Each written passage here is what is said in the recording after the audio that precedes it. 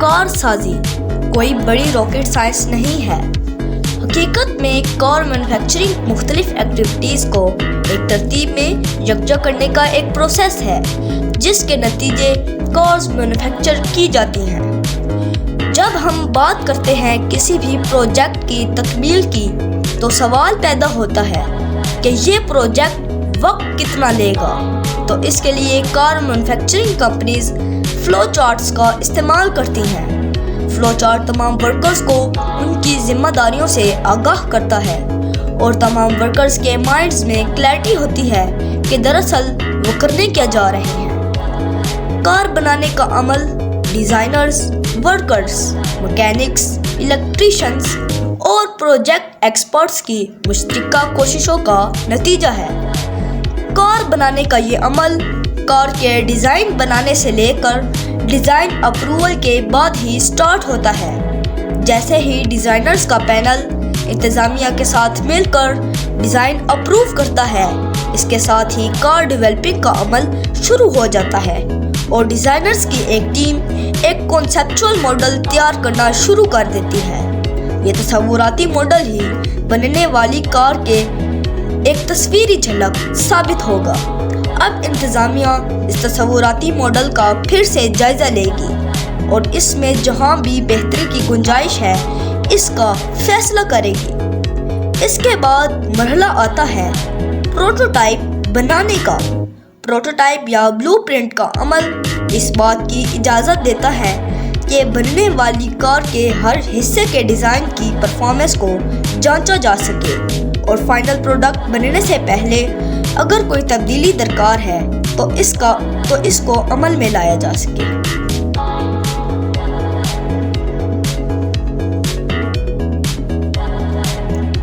کیونکہ car manufacturing کا process ایک فلو چارٹ پر بیس کرتا ہے اور فلو چارٹ کا پہلا مرحلہ ہے سٹیمپنگ۔ سٹیمپنگ سے مراد کار کی تیاری کے لیے سلیکٹ کی گئی میٹل کی سیدھی اور لمبی چادروں کو مختلف مراحل سے گزار کر ایک ایسی شیپ میں ڈھالنا کہ جو گاڑی کے لیے موزوں ترین ثابت ہو۔ عموماً گاڑی کے لیے جس میٹل کا انتخاب کیا جاتا ہے اسے کاربائڈ بھی کہا جاتا ہے، کیونکہ کاربائڈ کی دھاتیں گاڑی کی عمر میں اضافہ کرتی ہیں۔ کاربائڈ کے ساتھ سٹین لیس سٹیل، ایلومینیم اور کوپر کو شامل کر کے ان کو ہائی ٹیمپریچر پر میلٹ کیا جاتا ہے اور پھر اس کو ٹھنڈا کر کے اس قدر ہارڈ کر دیا جاتا ہے کہ جس سے میٹل کی ریکوائرڈ شیپ حاصل ہو جائے۔ میٹل کو پگھلا کر ریت یا پلاسٹر کے سانچوں میں ڈھالا جاتا ہے اور مطلوبہ ڈیزائن کے پرزے تیار کیے جاتے ہیں۔ اس عمل کو کاسٹنگ بھی کہا جاتا ہے۔ فلو چارٹ کا دوسرا مرحلہ ویلڈنگ۔ کار بنانے کا عمل دراصل مختلف پارٹس کو اپنی مخصوص جگہوں پر بہترین طریقے سے جوڑنا ہی تو ہے۔ مختلف حصوں کو الیکٹرک کرنٹ کے ذریعے ان کی مطلوبہ جگہ پر جوڑ دیا جاتا ہے اور نتیجتاً جوڑے گئے تمام پارٹس ایک بونڈ بنا دیتے ہیں۔ ویلڈنگ کا یہ عمل بھی انتہائی مشکل ہے اور بے حد احتیاط کا متقاضی ہے۔ فلو چارٹ کا تیسرا مرحلہ پینٹنگ۔ یہی وہ عمل ہے جو نہ صرف میٹل کو رسٹ اور کروجن سے بچائے گا بلکہ کار کو ایک لگژوریس لک بھی دے گا۔ یہ مرحلہ انتہائی پیچیدہ ہے کیونکہ یہاں نہ صرف مارکیٹ میں موجود مختلف کلرز کی سلیکشن کی جائے گی بلکہ گاڑی کی میٹل کو پینٹنگ کے لیے تیار کیا جائے گا۔ میٹل کی تیاری میں سب سے پہلا مرحلہ آتا ہے پرائمنگ کا۔